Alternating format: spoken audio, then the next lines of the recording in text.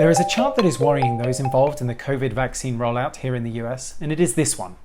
This shows the number of people getting shots every single day. And until recently, it was a source of great pride in the country, peaking earlier this month at an average of 3.4 million doses every single day. But look what has happened since. The number is falling just as quickly as it rose, and now stands at more like 2.3 million doses a day. So what's going on?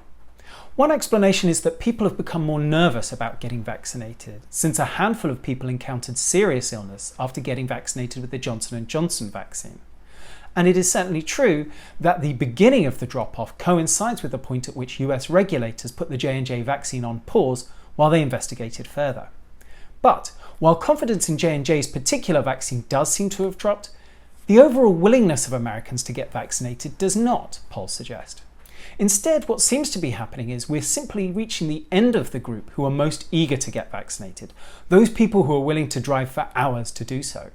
Instead, the US is now trying to vaccinate people who are more cautious, who definitely don't want it at all, or simply don't see the reason to, given that they're at low risk of suffering from serious COVID effects at all. In response, the Biden administration is trying to make it easier for people to get vaccinated.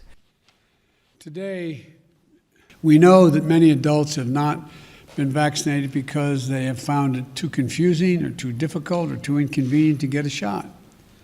So for those having trouble finding a location or making an appointment, we're going to make it easier than ever. It's setting up mobile vaccine clinics. It's urging pharmacies to allow people to get vaccinated without prior appointment. And it's spending hundreds of millions of dollars on a campaign of education and outreach to make sure that people have all the information they need to make the right choice. But some experts believe that there are now parts of the country opening up where vaccination rates are just going to be lower than other places. And that will open up gaps for the virus to reappear, albeit hopefully in a much more localized and less serious way.